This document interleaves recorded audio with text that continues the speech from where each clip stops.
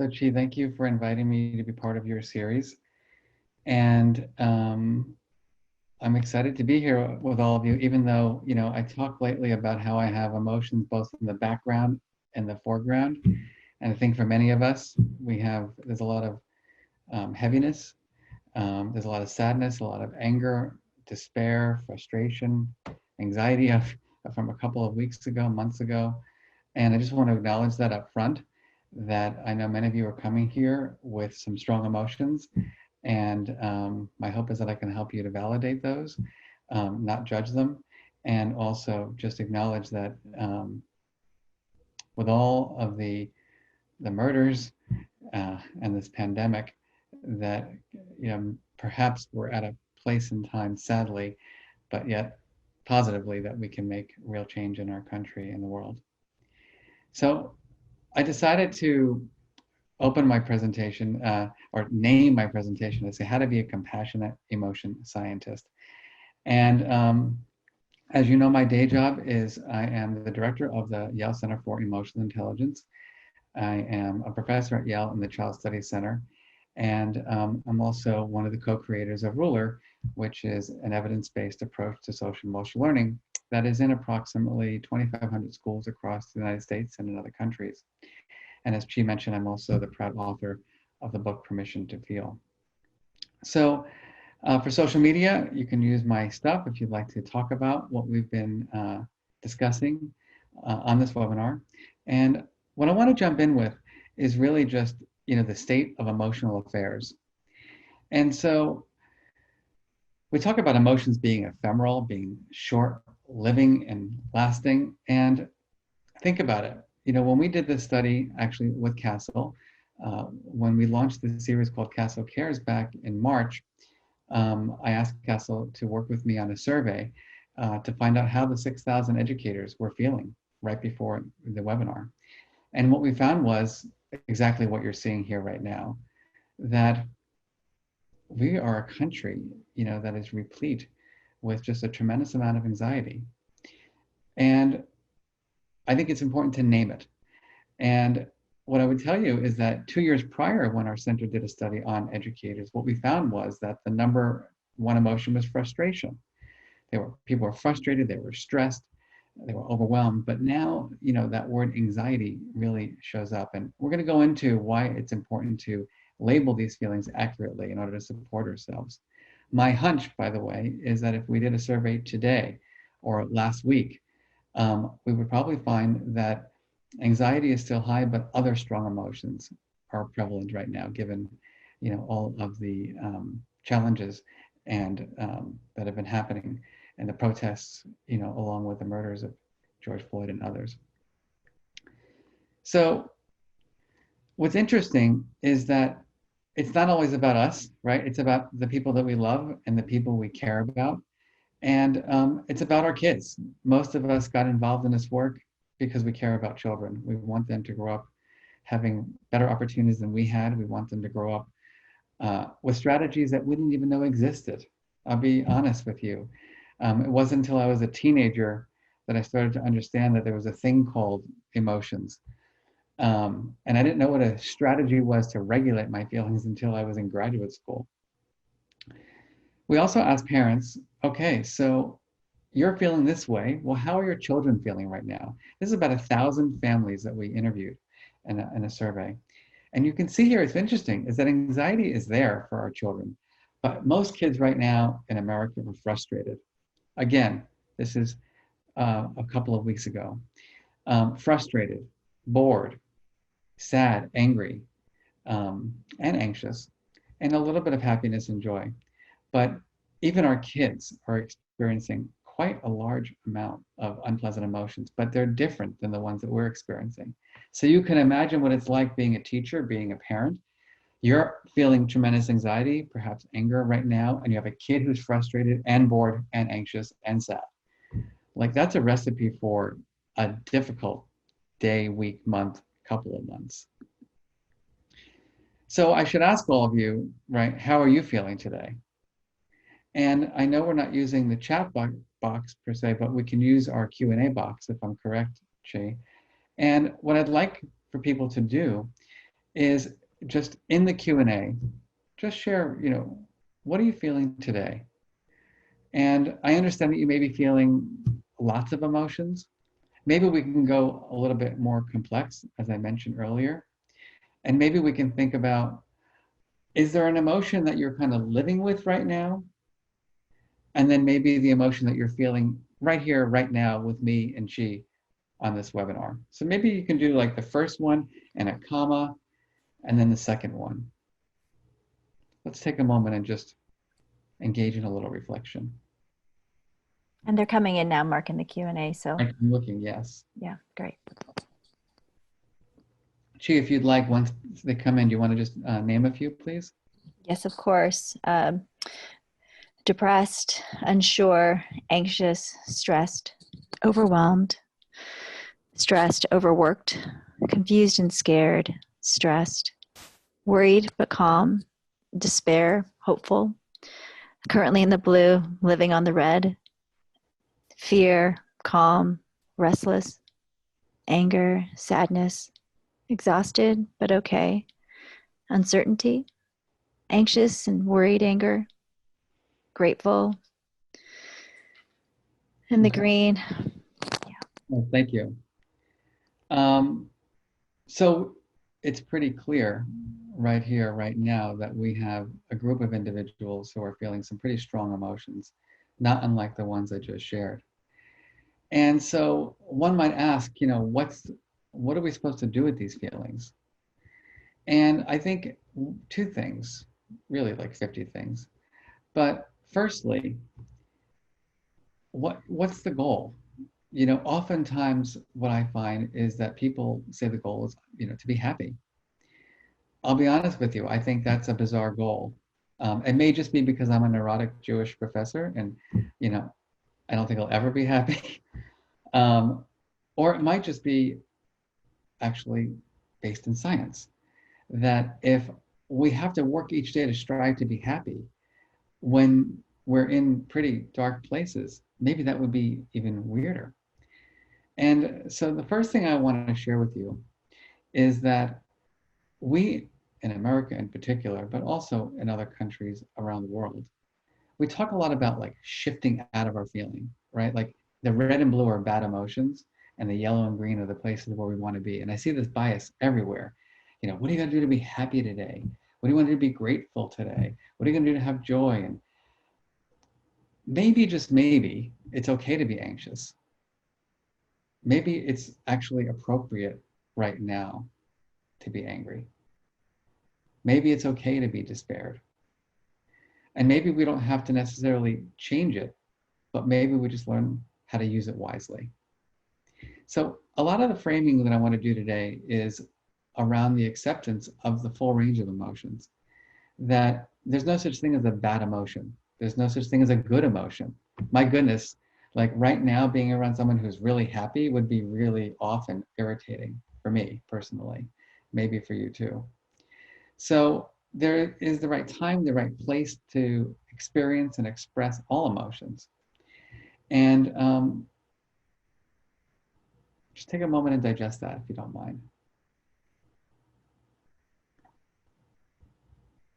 That our goal can't always be to move out of an emotion, to feel a positive emotion. That when we're experiencing a so-called negative emotion, like anxiety, it doesn't mean that we have to be afraid of it and have feelings about it and that we have to get rid of it. That maybe we can be with it and learn from it and not allow it to have power over us.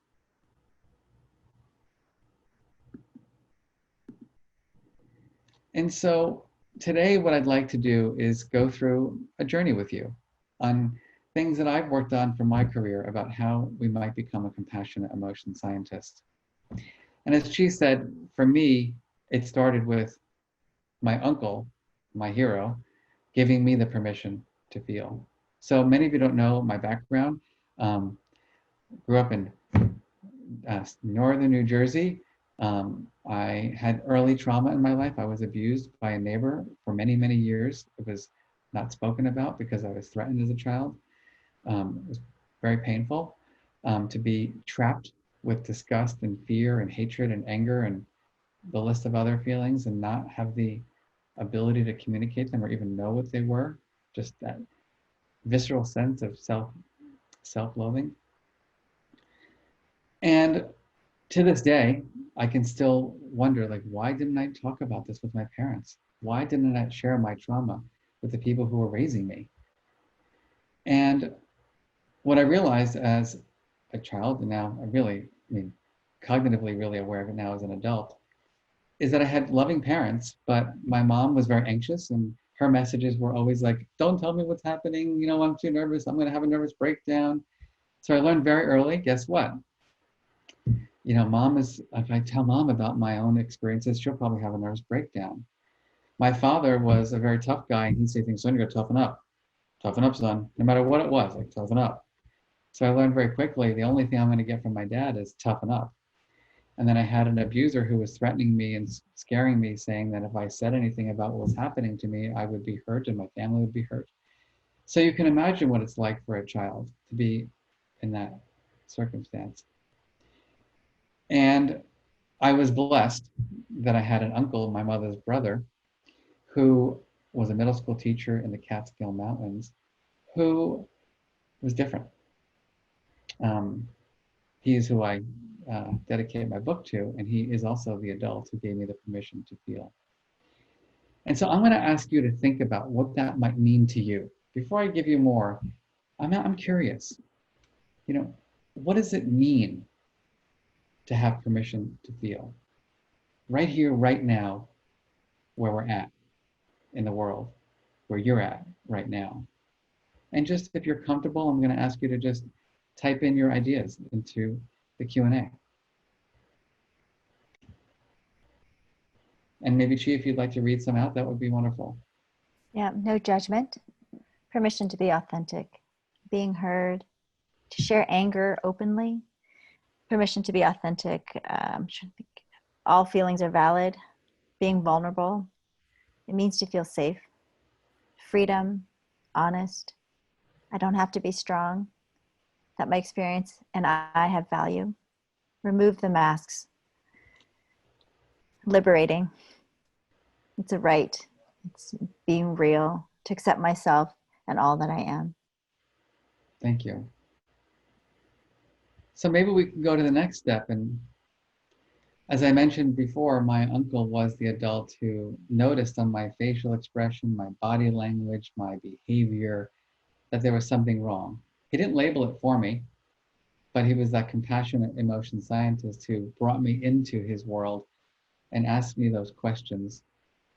All the characteristics that you just wrote about, those were him. And I'm just curious. Not everybody has someone, by the way, like an Uncle Marvin. Some people don't find this person until they get married or until they go for therapy, or some people have a best friend, a teacher. Just take a moment and think about who gave you the permission to feel? Did you have someone who gave you the permission to feel? And I'm not going to ask you to share that person unless you feel like you want to just put them out in public, which is also fine. But I am going to ask you now to go into the characteristics of that person. When you think about your Uncle Marvin, if you had one, or if you didn't have one when you idealized, what are the characteristics of that person?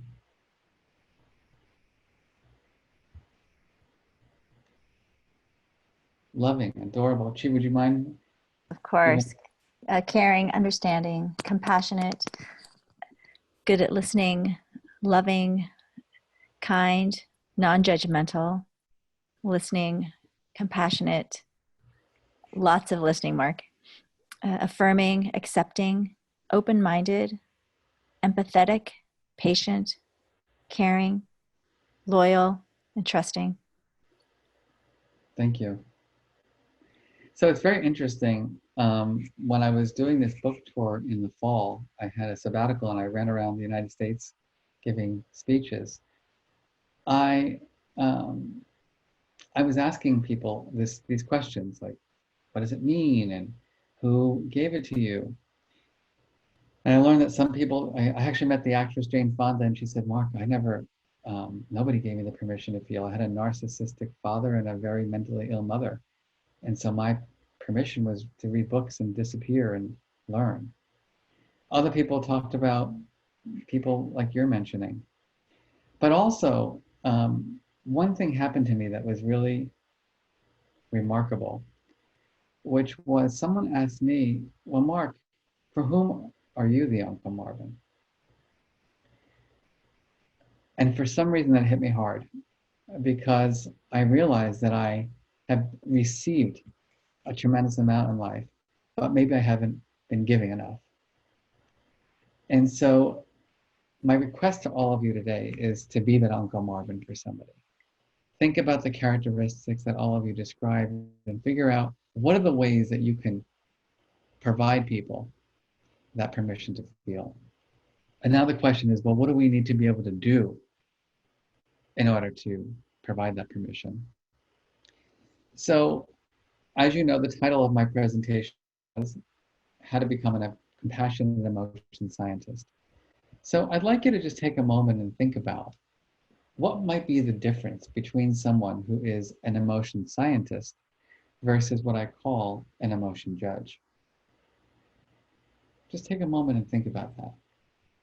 The characteristics of the emotion scientist, the person who gave you the permission to feel, versus the characteristics of the emotion judge. And my day job is I'm a scientist, so I think a lot about these things, maybe think about them too much. And what I thought we would do today is go one by one through these characteristics. So let's start. The first is the emotion scientist is someone who accepts all emotions as information. The emotion judge sees emotions as error. Like, why are we talking about feelings? That has nothing to do with it. I gave a talk actually for the general counsel's office here at Yale many years ago, a bunch of lawyers. And this one lawyer said to me, like, why are we doing this? Emotions have no purpose in law. They have no purpose at work.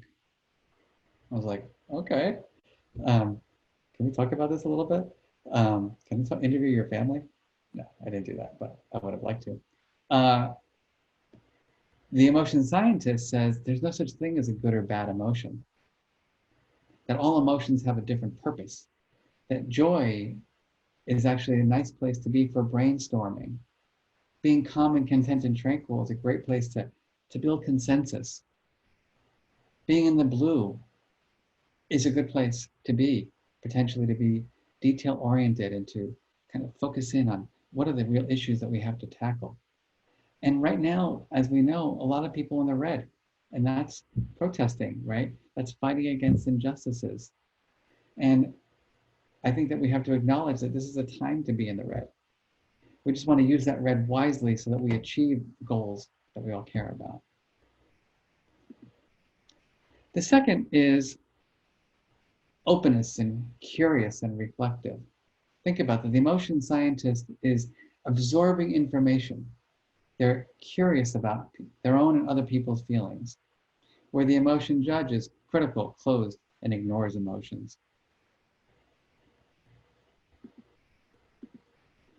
One thing that my uncle did for me that was pretty remarkable, uh, and for those of you who don't know, he was the originator of Ruler. Back in the 1970s, he was writing a curriculum called Little People's Feelings. And I think he secretly, I was literally in middle school, and he'd come and stay at our home because he was getting a master's degree in New Jersey near where I lived. And he'd ask me to type up his lessons, and lessons on words like alienation or elation. And then we would sit down and have these conversations about these feelings. And I would say that the one thing that I learned from him very early on was that the shame that I felt was ephemeral, that I didn't have to see my feelings as being permanent. And I think for many of us, we see the feelings that we have like they're a chronic toothache, that it's that feeling, that like that pain that will never go away. And as someone who has had quite a bit of anxiety in his life, um, it's temporary for most of us. There are strategies that can help us feel less anxiety, um, or be with the anxiety and not allow it to have power over us. But the truth is, oftentimes for me, before I go to, I'm in bed at night, I'm ruminating about something, I'm really worried about it, and then I get my night's sleep and I'm feeling fine in the morning. As a matter of fact, sometimes it's not even an emotion, which is interesting. Sometimes it's just a physical state that I'm exhausted. And then my brain starts making up, well, you're shaking a little bit, you're thinking about these things, you must be worried, you must be anxious. And then I start making up the anxiety. I start looking for things that I can be anxious about. When the truth is, I just need to go to bed. One thing that Uncle Marvin did was he was always in learner mode. He was never in knower mode. Let's think about this for a minute. The learner mode is the listener. The learner mode asks the open-ended questions. The knower mode is the person who says, why are you so angry? What's wrong? Think about the difference, right? The person in learner mode, they may see an expression that might look angry, it might be anxious, it might be nothing. And they say, I'm noticing something. Can we talk about it? I'm just curious, how are you feeling? Whereas the emotion judge goes in and says, why are you so angry? They're attributing emotion. They're oftentimes projecting their own feelings onto other people. The emotion scientist wants to get granular. If you've read any of my work or my own story, even as an adult, here I am, a professor of emotional intelligence. I'm going up for tenure. I'm completely, burnt and overwhelmed and stressed and scared and whatever I don't even know what it was back then. That's why I went to see my doctor. And I go to the doctor and he's like, oh, this is what it's like for all people going up for tenure. Just take your Prilosec for your heartburn and here's your Ativan for your anxiety. And I was like, wait a minute. Like, how do you know I'm anxious?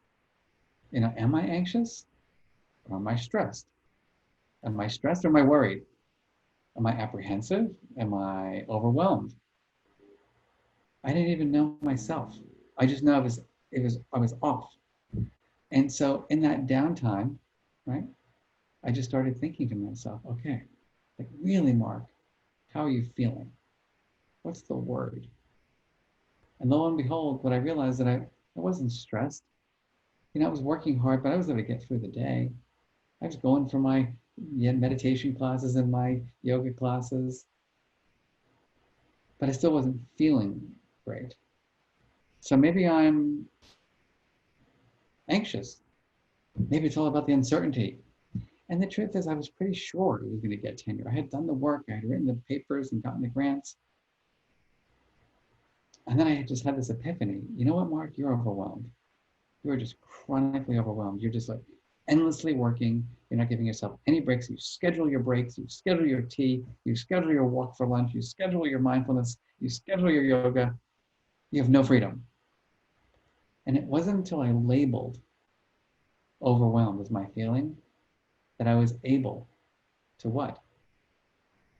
To figure out what to do with the feeling. And I realized the only strategy was going to be to take things off my plate. That was the only thing. The exercises and the other things, it was all part of being overwhelmed. I had to do less. Still struggle with that, by the way. The emotion judge just says, I feel like shit, right? That's it. I'm crappy, good, fine, no information. How do you support someone when you have no information? How do you support yourself when you don't have that granularity? Lastly, what I want to say is that I don't know about you, but during these last 3 months, I have failed horrifically at regulating my feelings. Can I get a hand raise from everybody? Like, if we can do that here, like anyone on my bus of like failing at managing their feelings. So it's like unbelievable. I've been joking because my mother-in-law is with us right now and she's from Panama. And about a week ago, she looked at me and she's like, if I could walk back to Panama now, I would. And I was like, okay, we've got some issues to deal with in our house. In the hallways, it's like I've never been home for 3.5 months like I've been. with like every meal together, hallways passing during the day. Did we have lunch together? Did we not have lunch together? Um, my point here is that I came into this pandemic with, a tool bag of really good strategies. Like I really know a lot about emotion regulation. I could list all the studies in the world and I've practiced almost every strategy. And here I was, stinking, failing. And I would wonder like what's going on for me. And we'll go into the details of that later on. But every day I'd wake up and I'd have to say, Mark, remember, you're the director of the Center for Emotional Intelligence. You can get through this day. You can do this, Mark. You can be your best self. You can use those strategies. You're going to set an intention and you're going to do it. That's versus the emotion judge who's like, I stink at regulating. My father was that way. He'd say something like, son, this is how I deal with it. You're going to have to deal with it. Okay. That's about 10 years of therapy, Dad, and a doctorate in psychology. So I'm going to pause there for a moment. What are your questions right now? Are there any questions that I can answer for you right now? So, Chi, I'm not sure. It says no open questions right now. Can people type in? Oh, here we go. Oh, yeah, they're typing in. One question, Mark, that I wanted to actually ask you, it came in, so our registrants had an opportunity to ask a question. This one struck me pretty hard, I think, as a former school administrator and being on in public ed. How can we address staff bullies? This came from a teacher.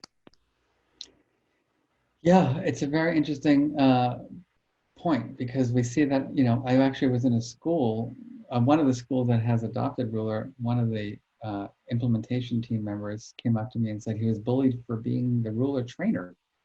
I was like, are you kidding me? Like, because he was trying to get them to build what we call the emotional intelligence charter. And they were yelling at him and telling him that, like, who do you think you are, trying to get us to talk about our feelings? And he came to me, he's like, Mark, I'm trying to do really good work in my school, but yet people are being really mean and cruel. And so, A, you know, I think that we have to just acknowledge the fact that there are mean and cruel people in this world. B, we need to have strategies, on how to manage that. And I think I'm going back to A. First, we have to understand that it's uncomfortable. So to me, as an adult, I've been bullied. I was bullied a couple of years ago by a professor here who made fun of me in a presentation. It was devastating, and I regressed to being like 12. And my instinct was to like go do a flying drop kick and just beat the heck out of him because I just got so angry and fearful. And then I'm like, but wait a minute, Mark. How do you want to be seen? How do you want to be talked about? How do you want to be experienced? So one way to do that is really to think about A, as a person who has to speak to this person potentially, like how do you want to be seen? How do you want to be talked about? How do you want to be experienced? And think about how you can communicate the behavior that you're seeing. Because with bullying, it really has to be, in order to really talk about it, we've got to get to the specific thing that is happening. You can't just say you're being mean. That doesn't have a lot of meaning. You have to be specific. When you said this in the faculty meeting, I felt, the I statement kind of thing. Or in that meeting, when you said this to the other person, it came across this way. I think another piece of this is why in our approach, we take a systems approach model, which is, this is why leaders have to be good leaders.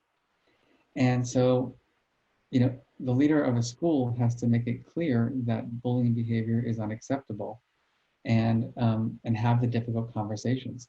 And again, I just want to say that it's the best way of talking about it is through the observation and providing feedback about the behavior. That's great. And of course, I can go on and on about that, but Yeah. that's just one idea. Thank you. His questions from Edwina. Can you go a little more into detail about learner-listener mode? I would like to put that into practice with my students. Are there resources I may be able to share with my colleagues? Sure. So when we talk about active listening, or asking constructive questions and empathetic listening, um, it really is about being still and not trying to jump to conclusions. And so when you ask someone, like my uncle did to me, how are you feeling? You have to just then listen. And you can't jump and say, why are you feeling that way? And well, let's fix it. Because a lot of us don't want to take the time to address feeling. Think about it. It's 7:45 in the morning, and in the typical world, when you're going back to work, your kid's got to go to school in the bus, you've got to get to work. And how many of you are ready to hear your son say something like, Mommy, I'm feeling anxiety and despair? You're like, no, I got to go to work, right? I don't have time. What? Oh my goodness, what? And what happens, I think, is that we stop asking the question because we don't want to hear the answer. So what I'd like to do now is just talk with you about a few ideas about what I believe might be helpful for lasting impact of social and emotional learning, mindfulness, whatever practices you're doing. Obviously, I have an approach that I've been using for many years, and she has her work as well. And I want to make this agnostic to approach, but yet I will use my work as an example. So what I've learned over the years around, for example, whether it be a bully or whether it be a naysayer, is that most people don't understand the science of emotion. They don't understand that, when you're being bullied, that your brain is being impacted. I've done a review paper on the effects of bullying, which I can share with everybody, and maybe you can send that out. It's an analysis that I did with my colleague Diana on 50 years of research on bullying, from the impact it has on people's brain development to the systemic issues that we have to deal with in order to make sure that every child is protected. And, it's funny because, not funny, but when I gave a talk a while ago, and I said, there's good research to show longitudinally that children who are horrifically bullied have different developmental outcomes. And so people started freaking out, and they said something like, so bullies are damaging our kids' brains? And I said, yeah. Luckily, our brains are plastic and we can recover if we intervene at some point, hopefully early. But the truth is, when I was a kid, I was terribly bullied. I'm still easily activated by power issues. I'm still startled very easily. It has lasting impact. I'm just blessed that I've had 20 years of therapy and 25 years as a scientist to learn how to understand it and regulate it. And I just feel, from bullying to learning and decision making, that people just don't know the science of emotion. And just like Carol Dweck was able to get people to understand the science of growth versus fixed mindsets, I think every teacher, every parent needs to know the science of emotion. I've said this already. We need to move beyond the goal as happiness. We know from research that people who try to strive to be happy all the time often feel worse. I've tried it. I've read the books. These are friends of mine who wrote these books. And I would set happiness goals and this and that. And it's a lot to ask for in life, to be happy all the time. Maybe we should consider striving for contentment and well-being. It's important for us to understand that these are not soft skills, and these are what we call hard skills. And unfortunately, the reward system in our nation's education system does not make it easy for us to sell. And the best example I have is, here I am, a professor at a privileged university. Most of my students have 5.0 GPAs and letters from senators and famous politicians and other people. And they come and take my class on emotional intelligence, and they come and sit in the first week. They're like, he looks like a fun professor. I'm remembering one of my reviews was the first week is great and it's downhill thereafter. And then the second week, they're reading some articles and they're thinking, I get these questions, Professor Beck, do I have to memorize everything in the article? Do I have to know the 4-branch model of emotional intelligence, the correlation coefficients between this and this? What do I need to remember to get an A? And they say, but wait a minute, that's not the goal of this class. The goal of the class is for you to learn the skills and practice the skills. And then all of a sudden there's anger and disappointment and all these other emotions. And a couple of years ago, I had a student say something like this: well, Professor Brackett, I didn't need emotional intelligence to get into Yale. And of course, I'm triggered by that. And my response is usually, well, you're going to need it to get out, which doesn't go over very well because I don't regulate, but I do my best. Growth mindset.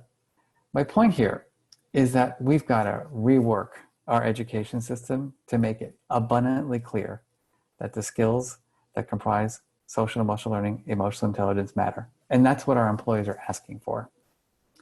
We talk about ruler as a set of underlying emotion skills, this ability to read emotions accurately oneself and other, not project emotions, not, why are you angry, but really understand how the person is feeling, having the words to describe those feelings. Am I angry? Am I disappointed? Am I frustrated? Am I down? Knowing how and when to express those emotions. I think in the current situation, calling out racism, what it is that people who are white have anger privilege. People who are Black don't. And I think we need to acknowledge that as a nation, that certain people have the privilege to express certain emotions that other people don't, and that is an injustice. We need to recognize that we have to learn how to manage our emotions. If we don't have the strategies to manage the full range of emotions, most of us who are cognitively capable of doing almost anything, we won't be successful because we won't be able to manage the frustration, the overwhelm that inevitably comes with it trying to achieve our goals. In other webinars, actually the one I started with Castle, I talked about all the different kinds of strategies, and you can go online and look for these. I call it the Big Seven. There's a lot of work on mindfulness that she's involved in with physiological regulation and just acceptance, to self-care strategies, to relationship strategies, to understanding how to manage our thoughts, to managing our lives, to doing things that are meaningful, to forgiveness. Another thing I want to say is that we need to be prevention scientists, not interventionists. Let's take the coronavirus by way of example. Had we intervened, meaning been more prevention focused, as soon as we as a country knew about this, had done something very quickly, researchers show very clearly we would have many fewer deaths. But we wait and we wait and we wait, whether it be with a virus or whether it be with a child's behavior problems or emotional problems, until the kid is throwing the chair, until the panic attack is there. Well, think about it. If we started in preschool and taught children these skills early on, there'd be much less need for intervention. And on top of that, intervention models don't reduce the number of new cases. Of course, we need a multi-tiered systems of approach. But honestly, prevention, right, is going to be so much more cost savings in the end. We have to have a greater balance. Let's face it. If I were to ask our principals who are on this line or superintendents, how many hours really are you spending each week, each month on core subjects, and how much time are you really doing on explicit instruction and SEL skills? What would be the case? A few things about this. I think that as a field of social and emotional learning, we have made an excuse that we have to infuse it into instruction solely. When I was growing up in the field and writing my first curriculum back in the 90s, it was always about infusing into academics. And I realized, yeah, of course we want to infuse this into academics, but I need real help with regulating. I need time to learn the strategies and practice them and refine them and get feedback. So it can't just be like slipping it into the curriculum. We've got to make sure that this is actually part of the core content area that each of us is developing. And remember that kids spend a large amount of time at home. And what we know from families and our work with educators is what? They're not spending time with their kids. They're giving their kids technology. They're letting their kids stay in their rooms all day. So think about what the research shows. The average teenager right now spends 6 hours a day using tech. We know that anxiety and depression are correlated with it. We also have to monitor the message that we give our children as adults. Think about it. I hear this all the time, like self-care matters, but you got to kill yourself to get into the right college. So that's a real difficult message for a child to manage. If anybody knows me and the stuff I've written about, I'm like the anti-kit guy, the anti-quick fix model. What I've learned over the years of doing this work is that we must take a systemic approach if we want real change to happen, right? We're used to the train and hope model. We move from like single constructs, like just doing grit or just doing mindfulness, or just moving from fragmented, right, to more peace feel. I mean, it never stops. I went to one school recently and they said, we do all of this. I was like, wow, that's cool. What do you do? And the principal said, well, we do restorative circles. I was like, okay. And we do I statements training, and we do breathing, and we do mindfulness, and we do open this and responsive this, and this lesson and that lesson, and bullying this. And every teacher's trained in growth mindset. Every teacher does. I was like, okay. Like, and how does it all fit together? I'll be honest with you, my favorite part, I shouldn't say that because it was a terrible situation. When I was visiting that school, which I had not worked with yet, I was a visit. We were walking in the hallway after she was bragging about all these models and interventions and strategy that everybody knows. And a teacher was losing it with a student in the classroom, which is so loud I could hear in the hallway. And we walked over, and the teacher, in that kind of angry face, said, when you speak like that, I feel angry. I was like, I didn't say it, but I was like, I wanted to say to the principal, you got the I statements down. It's not about the I statement, right? It's about our educators and our families and our leaders understanding all the things that we've been talking about. Finally, what I want to say is that we've got to really look at our outdated and often harmful policies. You know, the United States is the only country right now that has not signed on to the UN Convention on the Rights of Children. Corporal punishment is still allowed in 19 states. Bullying policies in our country focus on protecting schools primarily, not children.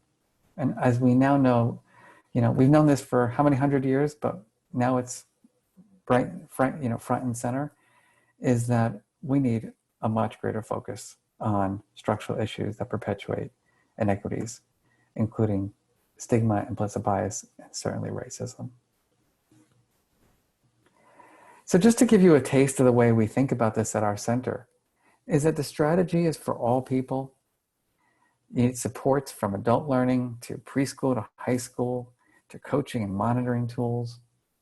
And as I've said today, you know, my goal is to, if I can do one thing in my career, would be to help everyone understand how to become an emotion scientist, a compassionate one. And with that comes really understanding the science of emotion, that emotions matter. With that comes deepening our social and emotional skills. With that comes focusing on the climate. So as a child, when I released and shared what it was, my abusive situation, my parents didn't know what to do, but they got me into therapy, which was great. However, I returned to a home that was chaotic and anxious and angry, and I returned to a school where I was horrifically bullied. And if we only focus on the individual and not on the communities and the classrooms and the home environments, we're just not going to get the change we want. And finally, we must focus on how this fits into pedagogy and policies. And then we can get the impacts that we care about. So a few things, you know, very basic things that I want to end with. One, when you're working with other people, right, set yourself up for success. Try to take everything that we thought about today, right, and apply that to yourself. When you're working with others, be that compassionate explorer. Support yourself and others in finding the best strategies. And remember, this is life's work. You got to follow up with yourself, and you got to follow up with your kids, because just because they managed the bullying incident today doesn't mean they're okay tomorrow. And so as I end my time with you, I'm going to ask you to, one, think about everything we discussed today. Just take a moment and think about it.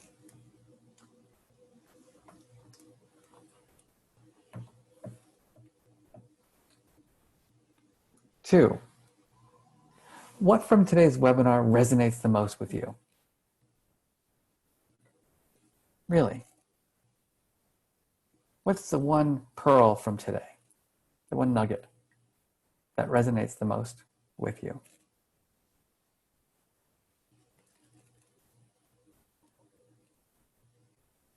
Can we put those into the Q&A, please?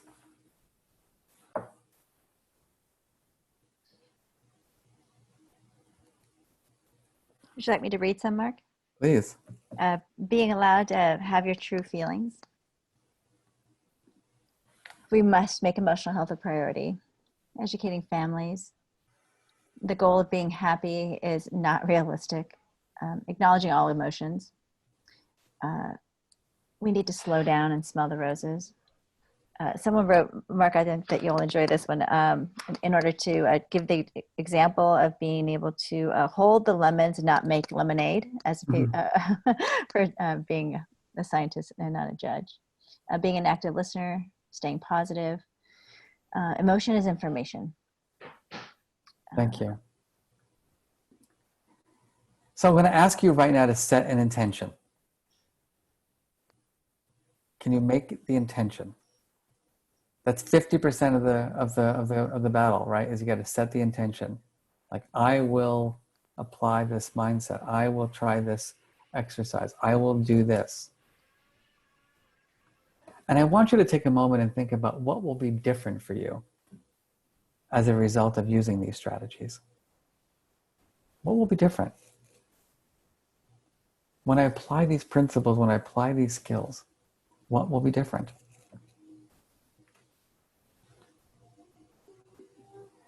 And lastly, what might get in the way? You know, a lot of parents say to me, like, I'm trying to be kinder and more compassionate in the morning. Teachers say that. And I say, but so what's the barrier? I'm not getting enough sleep. Okay. So you're setting your intention, but you're not doing the other strategies that are going to help you be your best self in the morning. And I just want to end by saying, you really owe it to yourself. You owe it to your children, and you owe it to society. So in summary, just a few things.